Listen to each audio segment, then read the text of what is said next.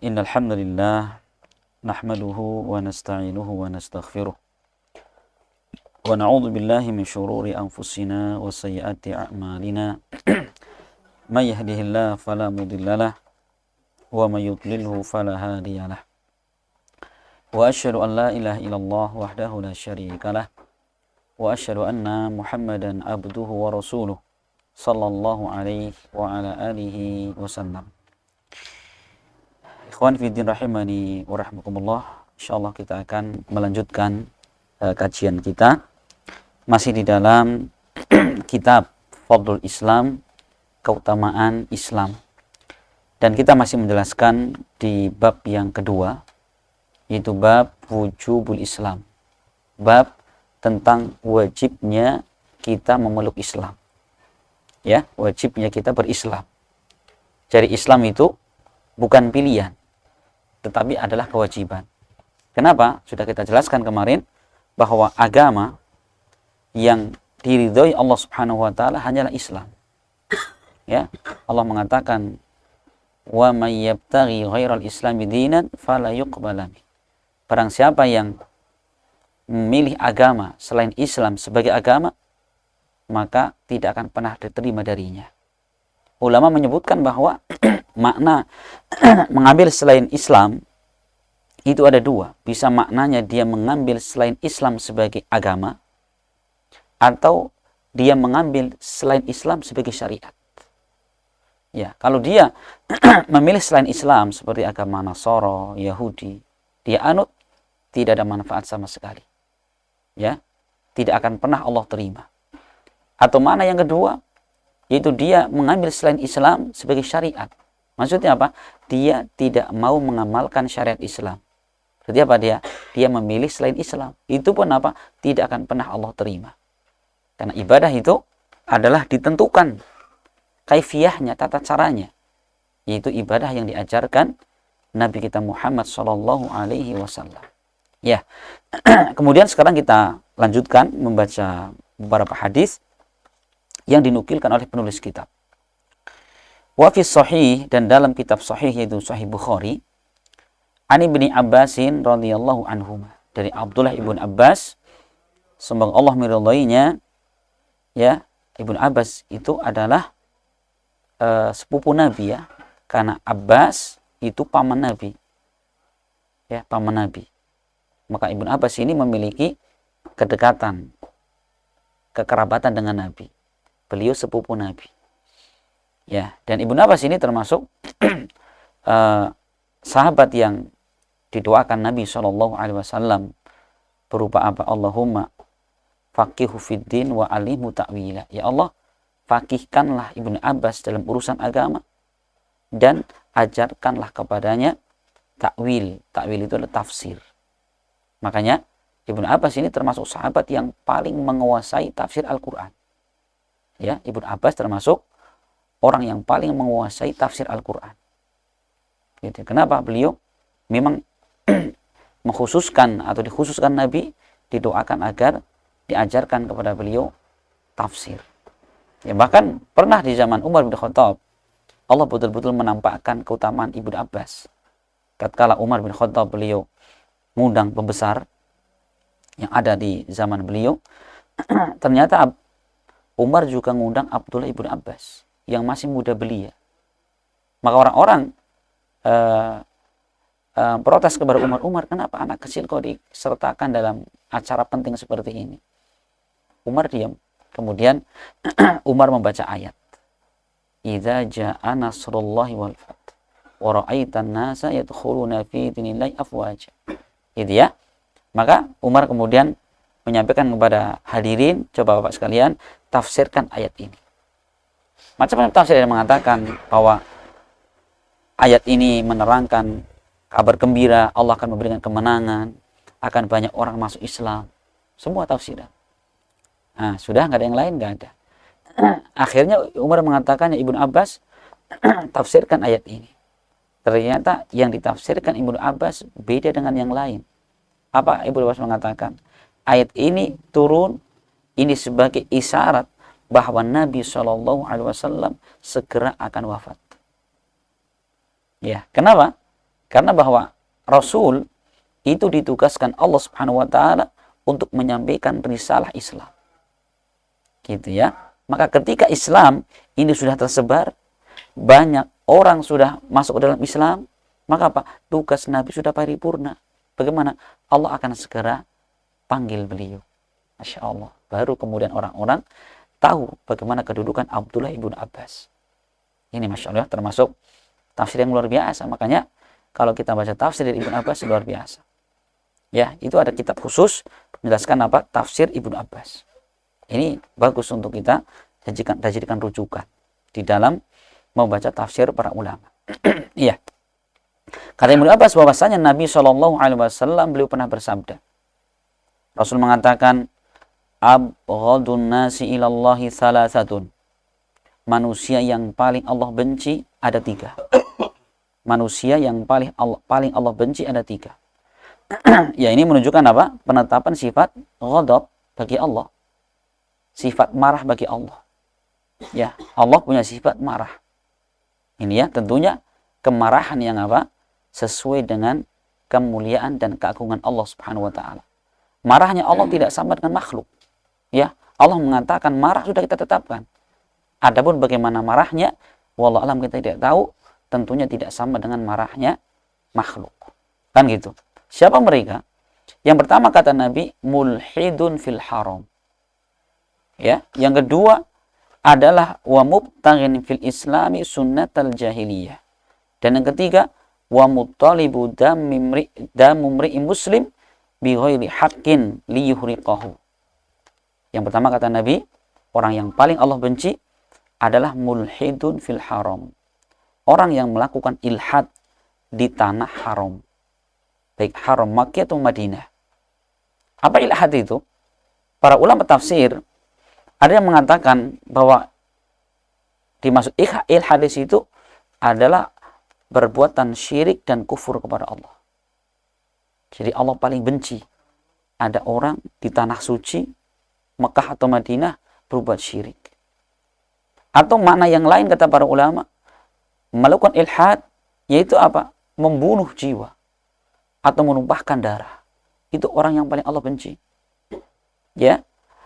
Ada yang menafsirkan lagi bahwa yang dimaksud ilhad di situ adalah segala dosa besar dan kemaksiatan. Termasuk di dalamnya adalah perbuatan bid'ah. Jadi seorang yang berbuat maksiat ya di luar Masjid Haram, dosa besar. Tapi ketika berbuat dosa di tempat yang Allah haramkan itu lebih besar lagi dosanya. Gitu ya. Jadi bahwa dosa itu terkadang bisa menjadi lebih besar lagi ketika dilakukan di tempat yang terbaik. Bukannya tempat terbaik dia memperbanyak ibadah, malah berbuat dosa. Makanya berbuat dosa misalkan di luar, ya, itu dosa. Tapi kalau kemudian ya berbuat dosa di dalam masjid, berbuat zina di masjid, ya, mendengarkan musik di masjid, itu jauh lebih apa? Lebih besar daripada melakukan di luar masjid. Karena masjid itu tempat apa? Tempat kemuliaan, tempat ketaatan. Nah, maka Allah Subhanahu wa taala mengancam. Ya, Allah mengancam bagi orang-orang yang mereka berbuat ilhad, berbuat kemaksiatan, kebid'ahan, kesyirikan di tanah haram. Ya, Allah menyebutkan di dalam surat Al-Hajj ayat 25. Allah mengatakan, "Wa may yurid fihi bi ilhadin bi dzulmin nudhiqhu min adzabin alim." Kata Allah, dan barang siapa yurid, dia menginginkan ya di dalam tanah haram berbuat ilhad bidzulmi dengan sebuah kedzaliman, nudhiq minhu adzabin min adzabin alim, kami akan memberikan rasa kepada dia dari azab yang sangat pedih. Kata para ulama seperti Shalih Fauzan, coba ayat ini, orang yang baru menginginkan berbuat ilhad, berbuat kemaksiatan, kebid'ahan di tanah haram, itu saja Allah mengancam akan diberikan siksa yang sangat pedih. Bagaimana orang yang melakukan secara langsung? Ini baru meniatkan, ya, ini baru apa? Dia pengen berbuat maksiat di tanah haram. Itu apa? Allah sudah memberikan ancaman dengan siksaan tadi. Bagaimana yang melakukan secara langsung? Masya Allah, ini pendalilan para ulama ya. Karena sekali lagi bahwa Ya, tempat-tempat haram itu adalah harusnya tempat dimuliakan dengan berbagai macam ketaatan kepada Allah. Ini satu. Orang yang paling Allah murkai, Allah benci. Orang yang berbuat ilhad, berbuat syirik, kekufuran, berbuat bid'ah dan berbuat maksiat di tanah haram. Yang kedua adalah apa? Wa mubtaghin fil islami sunnatal jahiliyah.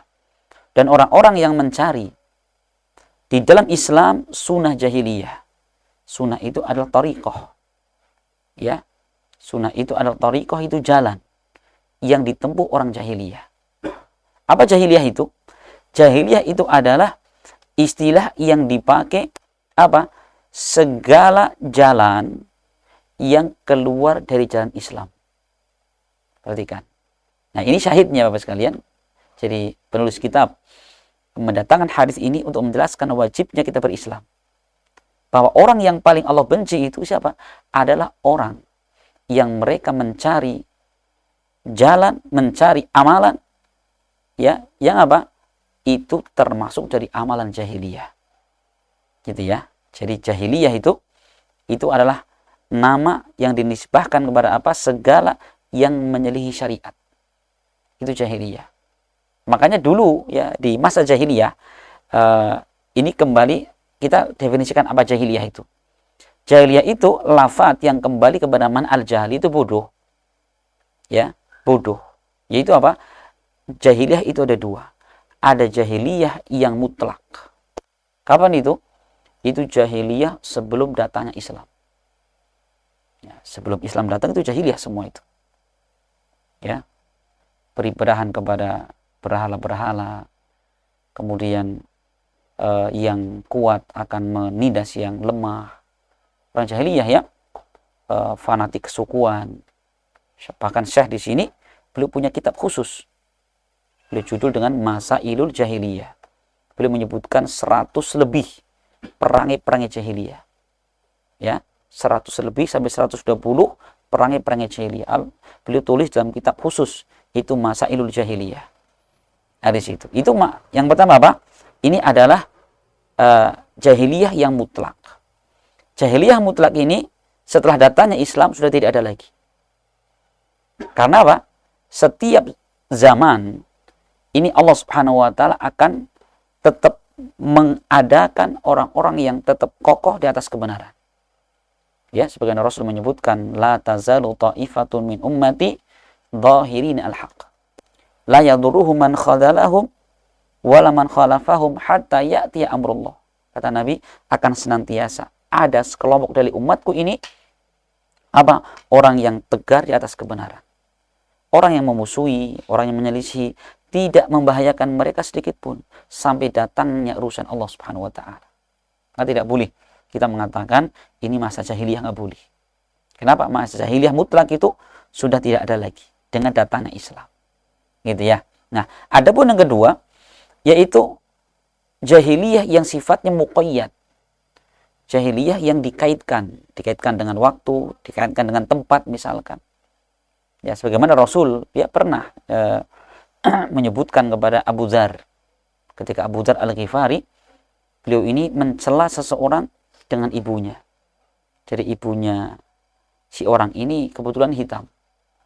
Maka Abu Dzar memanggil, ya Ibnu Sauda, wahai putranya orang hitam, kata siapa? Kata Abu Dzar. Ini kan perangai jahiliyah. Maka Rasul mengatakan, ya Abu Dzar, a'ayartahu bi ummi, wahai Abu Dzar, apakah engkau mencaci maki dia dengan ibunya? Innaka mru'un fika jahiliyah. Sesungguhnya kamu ada perangai pada dirimu, perangai jahiliyah.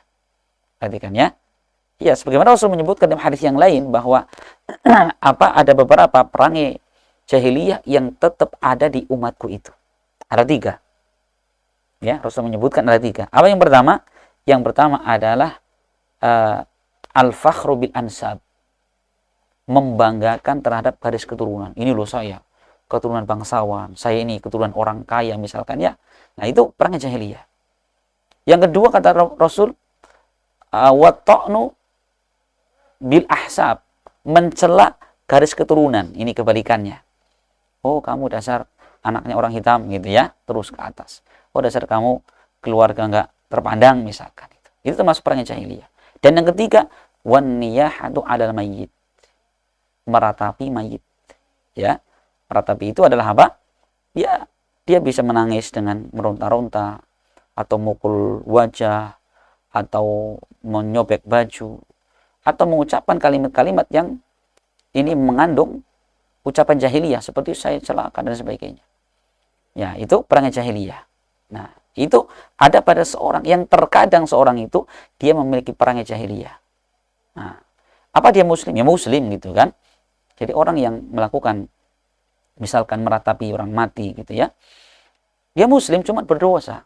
Sampai Rasulullah mengatakan an-naihatu idza lam tatub qabla mautihi tuqamu yaumal qiyamati wa 'alaiha sirbalu min qatiran. Seorang yang dia meratapi mayit, jika sampai mati dia bertobat, maka dibangkitkan pada hari kiamat dalam keadaan dia memakai seperti rompi, ya, baju yang itu terbikin dari timah panas. Kemudian dia dipakaikan seperti rompi yang itu adalah apa? Penyakit jarob, penyakit kudis. Ini ya, ini bagi apa? Orang yang ditinggal mati, orang tercinta, kemudian dia meratapi. Tapi apa? Tadi meratapi bisa mukul pipi, nyopok-nyopok baju, atau dia ngomong dengan kalimat-kalimat yang menunjukkan dia tidak ridho atas takdir Allah itu. Ya, dan perhatikannya bahwa tangisan keluarga mayit itu tidak mendatangkan manfaat sedikit pun kepada mayit. Yang ada justru apa? Ini menyiksa mayit. Sampai Rasul mengatakan dalam hadisnya bahwa innal mayyita yu'adzabu bi bukai ahlihi. Seorang mayit itu dia tersiksa dengan apa? Dengan tangisan keluarga mayit tadi. Tersiksa. Mungkin kita bertanya, loh, ini yang nangis siapa? Yang tersiksa siapa kan itu?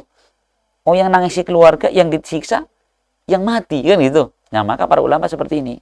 Seperti Syekh Al-Albani rahimahullah belum merinci bahwa hadis ini berlaku bagi orang yang sebelum dia mati dia berwasiat, nanti kalau saya mati tolong ya ditangisi kuat-kuat ya.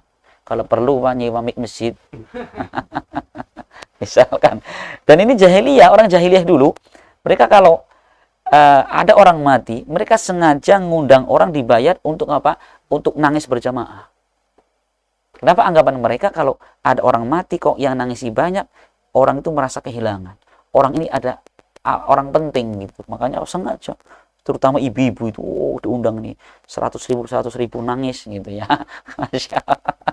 Itu jahiliyah, jelas kata beliau. Ini orang seperti ini yang mewasiatkan agar ditangisi, jelas dia disiksa dengan tangisan itu. Atau yang kedua, seorang yang dia tahu ini kalau dia mati bakal ditangisi, diratapi seperti itu, tetapi dia tidak berwasiat. Sebelum mati jauh-jauh hari, tolong nak istri saya nanti kalau saya mati jangan kalian tangisi berlebihan. Gitu ya. Dia tidak berwasiat, padahal tahu itu besar kemungkinan, bahkan dipastikan setiap keluarga mati akan ditangisi, dan dia tidak berwasiat. Dia pun tersiksa itu. Adapun yang ketiga, seorang yang sudah berusaha, istrinya, anak-anaknya disiapkan, nanti kalau saya mati tolong jangan ditangisi, jangan diratapi. Nangis secukupnya. Ya namanya bersedih kan gitu. Sudah berwasiat seperti itu, ternyata keluarga tetap meratapi, itu di luar tanggung jawab si mayit tadi. Nah ini, maka dia insya Allah tidak masuk dalam keumuman hadis Nabi. Mereka akan disiksa dengan tangisan keluarganya. Gitu ya. Apa nggak boleh nangis sama sekali? Boleh, Pak. Ya, Rasul ketika cucu beliau dari Fatimah, ini dalam kondisi naza, ya, sakaratul maut. Maka Fatimah ngutus orang. Untuk apa? Untuk bertemu dengan Nabi, agar Nabi datang ke rumah beliau. Ternyata Nabi hanya memberikan wejangan kepada utusan tadi, tolong sampaikan kepada putriku untuk apa? Faltas inna lillahi ma a'ta, ya, sesungguhnya wa inna lillahi ma ukhidha wa lillahi ma a'ta. Sesungguhnya segala yang itu milik Allah, baik yang diambil maupun yang diterima. Faltasbiri wal tahsabi, kata Rasul. Hendaklah engkau bersabar dan hendaklah mengharapkan pahala. Itu kata Rasul. Tapi apa? Begitu utusan datang kepada Fatimah, Fatimah mohon tolong sampaikan kepada Rasul agar beliau datang ke sini. Akhirnya apa? Utusan datang ke Rasul, ternyata Fatimah sangat menghendaki engkau datang ke sana. Rasul datang ke rumah Fatimah, kemudian di situ diikuti beberapa sahabat, di antaranya Abdullah bin Amr bin As. Ya, begitu sampai rumah Fatimah, ini cucunya sudah dalam kondisi nazah, sakaratul maut. Ya, nyawanya sudah, nafas sudah di kerongkongan, naik turun. Maka kemudian Rasul memangku si cucunya itu, Rasul menangis. Ya, beliau mencucurkan air mata. Maka sahabat Abdullah bin Amr bin As bertanya, Rasul, ma hadhihi? Ya Rasul, ini apa? Rasul menangis. Maka Rasul mengatakan, hadhihi rahmatun ja'allahu fi qulubi ibadihi. Innama yarhamullahu min ibadihi ruhama. Ini adalah kasih sayang Allah Subhanahu wa taala yang Allah berikan pada hati para hambanya. Sesungguhnya Allah hanya merahmati orang-orang yang mereka menyayangi orang lain. Jadi tangisan itu kalau ya sekedarnya itu ya namanya bersedih menangis, itu perkara yang lumrah dan itu menunjukkan kasih sayang. Jadi kalau misalkan ada orang ditinggal mati bapaknya kok ketawa-ketawa, ini ada apa? Bapak kayak mati, oh iya, senyum. Mikir apa dapat warisan misalkan, nah itu orang nggak sayang seperti itu ya. Anaknya mati malah senyum, bisa nggak maning gitu ya. Nah itu masya Allah ini. Nah ini jadi itu perang jahiliyah. Ya, ada sebagian manusia yang mereka mengambil di dalam Islam itu sunnah jahiliyah. Sunnah jahiliyah. Termasuk di dalamnya adalah apa? Di dalam beramal. Itu bagaimana tidak diterima dalam Islam. Maka hadis ini menunjukkan wajibnya kita untuk apa? Berislam. Kemudian yang ketiga, orang yang paling Allah murkai itu wa muttalibu dammi mri'in bi ghairi haqqin li yuhriqahu. Yaitu orang-orang yang mereka menuntut darah seorang muslim bukan haknya untuk ditumpahkan. Jadi muttalibun itu adalah apa? Dia menuntut. Walaupun mungkin bukan dia membunuh, tapi dia menuntut mungkin kepada pemerintah ya, akan dijatuhi hukuman mati misalkan. Padahal dia tidak berhak. Dia berbagai macam cara agar orang ini bisa ditetapkan hukuman mati. Itu masuk di situ. Atau bisa maknanya adalah orang yang dia memang membunuh secara langsung. Itu sekali lagi, itu termasuk orang-orang yang sangat dimurkai Allah Subhanahu wa taala. Sampai Allah mengatakan, "Wa man qatala mu'minan muta'ammidan fajaza'uhu jahannam khalidan fiha." Barang siapa membunuh seorang mukmin dengan sengaja, balasannya adalah neraka jahanam khalidan fiha. Dia sangat lama di dalamnya. Perhatikan, mana khalidan itu adalah apa? Jangkanya lama sekali. Karena dosa membunuh itu bukan kekafiran. Perhatikannya, maka jangan kita artikan dia kekal di neraka. Tidak. Dosa membunuh itu termasuk dosa besar. Yang jika dia mati belum bertobat, tadi bagaimana? Tahta masyiatillah. Di bawah kehendak Allah. Jika Allah menghendaki diampunkan, beres urusan. Kalau tidak diampuni, Allah siksa dulu baru masuk neraka. Gitu ya. Memang ada ulama seperti Ibnu Abbas, itu termasuk sahabat yang berpendapat bahwa dosa membunuh tidak diampunkan. Dosa membunuh tidak diampunkan. Maka para ulama membawa ucapan Ibnu Abbas ini maksudnya adalah tidak diampunkan dari sisi si mayit yang dibunuh tadi. Ya sudah mati masa memaafkan. Ya. Tapi dari sisi Allah Subhanahu wa taala, Allah mengatakan, "Kemana innallaha yaghfiru dzunuba jami'an." Sesungguhnya Allah akan mengampunkan segala dosa selama dia mau bertobat. Gitu ya. Nah ini. Jadi bahwa di dalam Islam ya, Allah Subhanahu wa taala itu sangat memuliakan yang namanya darah seorang muslim. Memuliakan darah seorang muslim. Iya. Maka Allah mengatakan di dalam surat Al-Isra ayat 33, wala taqtulu nafsal lati haramallahu illa bil haqq. Dan janganlah kalian membunuh jiwa yang Allah haramkan melainkan dengan haknya. Melainkan dengan haknya, perhatikan. Allah melarang, mengharamkan membunuh jiwa yang Allah haramkan. Sekarang jiwa siapa itu yang diharamkan? Apa cuma muslim saja? Tidak. Jelas, muslim nomor satu. Yang kedua adalah kafir mu'ahad, kafir dhimmi, dan kafir musta'man. Ini, jadi tidak semua kafir itu boleh dibunuh. Kafir itu kata para ulama ada 4. Yang pertama adalah kafir dhimmi. Itu orang kafir yang hidup berdampingan dengan kaum muslimin dan mereka tidak menyakiti kaum muslimin. Damai. Ya. Nah, 1. Tidak boleh diganggu gugat. Yang kedua adalah kafir mu'ahad, yaitu kafir yang berada di luar negeri muslimin, cuma sudah ada perjanjian damai. Ya, itu tidak boleh. Ya, seperti turis-turis itu kan mu'ahad mereka. Ya, atau yang ketiga kafir musta'min, seorang kafir yang mereka memang sudah minta perlindungan kepada orang muslim misalkan. Ya, itu nggak boleh diganggu-gugat. Sampai Rasul mengatakan, "Waman qatala mu'ahadan lam yarah raihatal jannah." Barang siapa membunuh kafir mu'ahad, ya, maka dia tidak akan mencium aroma surga. Coba, ini ancaman, itu dosa besar. Padahal apa yang dibunuh orang kafir. Coba ya, makanya dalam Islam luar biasa ini. Jiwa manusia itu walaupun orang kafir sangat dimuliakan, sangat diperintahkan untuk dijaga. Kecuali dengan haknya. Siapa haknya itu? Yang keempat itu kafir harbi. Itu kafir yang mereka memusuhi kaum muslimin, memerangi kaum muslimin, ngusir kaum muslimin. Nah, kalau kafir seperti itu, apa kata Allah?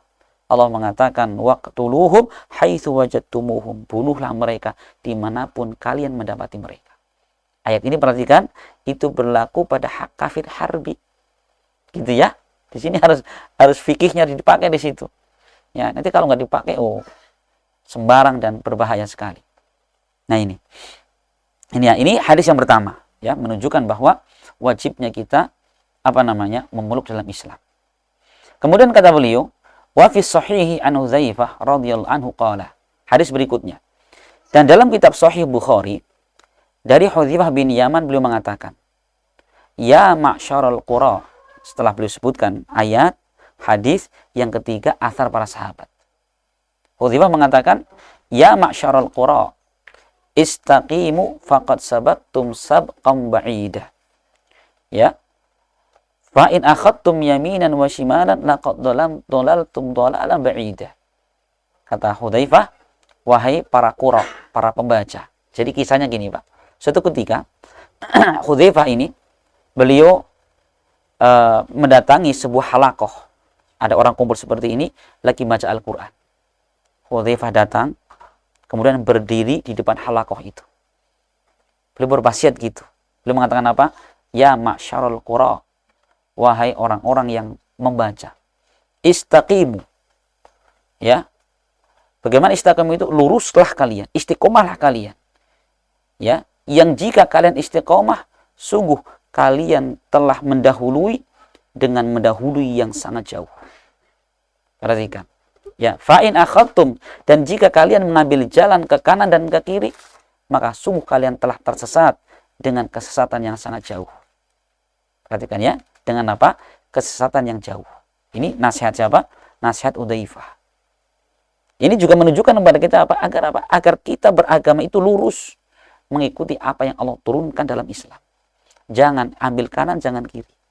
Masya Allah ya, beliau mengatakan, luruslah kamu di atas agama ini, dan kalau itu lurus, sungguh kalian telah lebih dahulu, lebih awal, ya, dengan pendahuluan yang sangat jauh. Tapi kalau kalian mencong kanan atau kiri, kalian telah tersesat dengan kesesatan yang sangat nyata.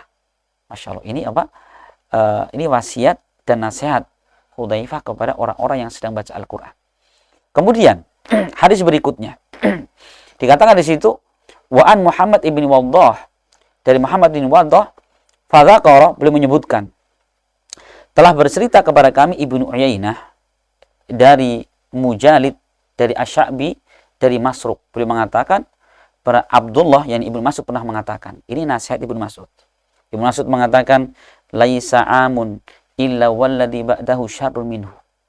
Tidak ada suatu tahun melainkan tahun yang berikutnya itu lebih buruk daripada tahun sebelumnya.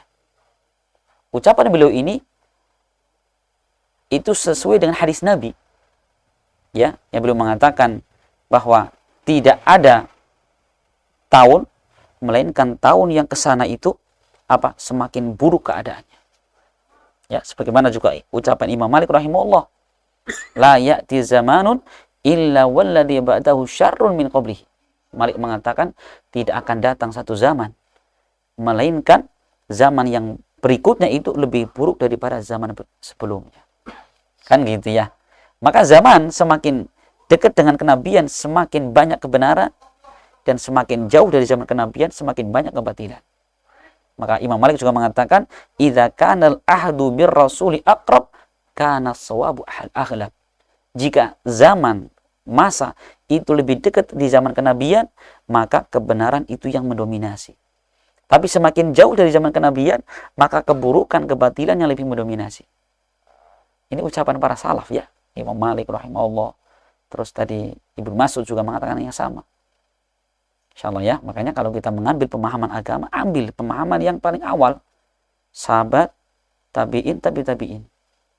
Itu. Jangan kemudian mengambil pendapat orang duluan mereka. Iya. Maka beliau mengatakan, jadi tidaklah datang suatu tahun, melainkan tahun yang setelahnya itu lebih buruk dari sebelumnya. Maka beliau mengatakan, aku tidak mengatakan bahwa tahun sebelumnya itu lebih banyak turun hujan, atau tahun sebelumnya itu lebih subur dari tahun yang akan datang. Dan aku tidak mengatakan pemimpinnya itu lebih baik daripada pemimpin setelahnya. Bukan itu. Tapi kata beliau, walakin zahabu ulama'ikum wa khiyarikum. Tapi bahwa keburukan itu adalah dengan hilangnya para ulama dan orang-orang terbaik di antara kalian. Ya, jelas kan? Jadi semakin ke sana, ya ulama semakin hilang. Ulama hilang berarti apa? Ilmu berkurang. Karena Rasul menyebutkan dalam hadis Bukhari Muslim, innallaha la yaqbidul ilma intiza'an yantazu minal ibad, walakin yaqbidul ilma biqabdil ulama. Kata Rasul, Allah tidak mencabut ilmu langsung dari hati-hati hamba, tidak. Tetapi Allah mencabut ilmu dengan mewafatkan para ulama. Hatta idza lam yabqa alimun ittakhadha an-nasu ru'usan juhalan. Sampai datang satu zaman tidak tersisa seorang alim pun. Maka manusia mengangkat tokoh, pemimpin dari kalangan orang-orang bodoh. Fasu'ilu fa'aftau biluh ilm. Maka mereka pun ditanya dan mereka berfatwa tanpa ilmu. Apa yang terjadi? Fadallu adallu. Mereka tersesat dan mereka menyesatkan orang lain. Ini hilangnya ilmu dengan apa? Diwafatkan para ulama. Padahal apa? Digambarkan para ulama. Keberadaan ulama di tengah-tengah umat itu seperti orang yang sangat banyak berada di tanah lapang yang sangat luas, tidak ada cahaya sama sekali. Gelap gulita. Ya. Itu manusia ketika tidak ada ulama. Maka ulama inilah yang akan memberikan cahaya kepada mereka. Yang memberikan petunjuk kepada mereka. Maka zaman di mana ulama itu tidak ada, ya, maka kerusakan di mana-mana. Makanya pinter ya, orang-orang memusuhi Islam, bagaimana caranya? Habisi ulama, habisi para da'inya dulu. Sudah, kalau sudah tidak ada tokoh dalam agama yang memang betul-betul baik agamanya, rusak di mana-mana. Insyaallah ini perhatikan ya. Jadi kalau kita perhatikan, ternyata musuh-musuh Islam tahu jalannya ini caranya. Ini tokohnya dulu, ahli agamanya dulu, orang yang lurus agamanya dihabisin. Sudah, kerusakan di mana-mana. Karena ulama itu adalah pelita di tengah gelapnya umat. Ya, orang bisa hidup hatinya karena ada ulama, karena ada ilmu di situ. Kan gitu ya? Iya. Ini kata beliau. Jadi yang dimaksudkan beliau bahwa zaman yang akan datang itu lebih buruk tadi, yaitu dengan wafatnya para ulama. Kemudian kata beliau, "Tsumma yahdutsu aqwamun yaqisunal umura bi ara'ihim fayahdamul Islam wa yuslamu." Kemudian akan muncul satu kaum yang mereka mengkiaskan perkara mereka dengan akal-akal mereka. Bukan dengan wahyu, tapi dengan akal mereka. Akhirnya apa? Fayuhdimul Islam. Mereka akan menghancurkan Islam dan mereka menjadi bersedih. Sudah, itu sudah kayak gitu.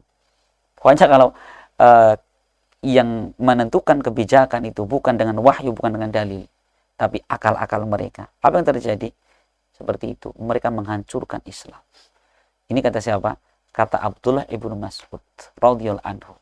Ya, ini masya Allah, bagaimana penulis kitab menukilkan kepada kita, ya, untuk apa? Untuk senantiasa kita ini memperhatikan para ulama. Dan para ulama menyebutkan ya bahwa ada dua pilar penting di dalam kehidupan masyarakat yang ini harus dijaga betul-betul. Yaitu yang pertama adalah ulama dan yang kedua adalah umara. Ini dua pilar ini. Baik buruknya masyarakat dengan dua ini. Ulamanya baik dan yang kedua umaranya baik. Ya, maka di mana ya suatu kaum, suatu masyarakat mereka memuliakan ulama dan memuliakan umara, akan baik hidupnya. Coba ya, atau perhatikan sudah, mana ulama dimuliakan, umara diagungkan, dimuliakan, baik negara itu. Maka Rasul menyebutkan tentang kewajiban kita untuk apa? Untuk memuliakan para ulama. Rasul mengatakan, laisa minna man lam yarham saghirana wa lam yu'ajjil kabirana wa lam ya'rif li'alimin haqqahu. Bukan termasuk dari kami orang yang tidak menyayangi yang muda, tidak memuliakan yang tua, dan tidak mengetahui hak para alimnya. Satu.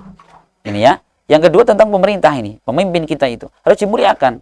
Rasul mengatakan apa? Man ahana sultanallah fil ard, ahanallahullah. Barang siapa menghinakan pemimpin-pemimpin Allah di dunia ini, Allah akan menghinakan dia. Wa man akrama sultanallah fil ard, akramahullah. Dan barang siapa memuliakan pemimpin-pemimpin Allah di dunia ini, Allah akan memuliakan dia. Masya Allah ya, perhatikan. Ini dua nih, pilar ini. Ulama dan umara. Maka ini sebagai penutup ya, ada ucapan bagus dari Sahal bin Abdillah At-Tustari. Beliau mengatakan, la yazulu hadhil ummah bi khair ma'adhamul ulama was sultan. Umat Islam ini akan senantiasa berada pada kebaikan selama mereka mengagungkan ulama dan pemerintah. Sudah mengatakan ya, selama mereka mengagungkan ulama dan pemerintah. Maka kata beliau, fa inhum a'dhamu hadaini aslahallahu dunyahum wa akhirahum. Selama mereka ini mengagungkan kedua pilar ini, maka Allah akan memperbaiki dunia dan akhirat mereka. Ya. Fa in istakhaf, dan jika mereka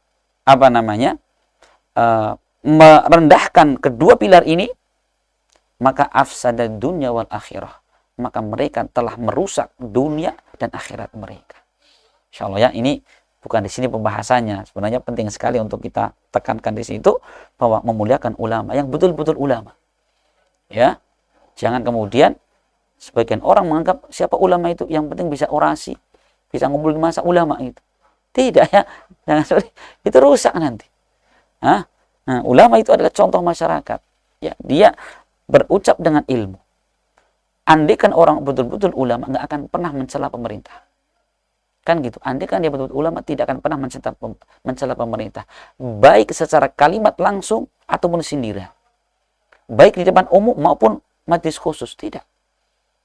Ini ya. Andai kan mereka betul-betul ulama robani, nggak akan pernah. Karena bukan sunnah Nabi melecehkan pemerintah. Insyaallah ya. Jadi ini ada dua pilar ya, yang sebagaimana disebutkan oleh para ulama. Mungkin ini alhamdulillah maka selesai kita menjelaskan bab yang kedua tentang wajibnya kita berislam. Semoga bermanfaat dan semoga Allah Subhanahu wa taala memudahkan kita semua untuk bisa mengamalkan apa yang kita pelajari. Subhanakallahumma bihamdik asyhadu an la ilaha illa anta astaghfiruka wa atubu ilaik.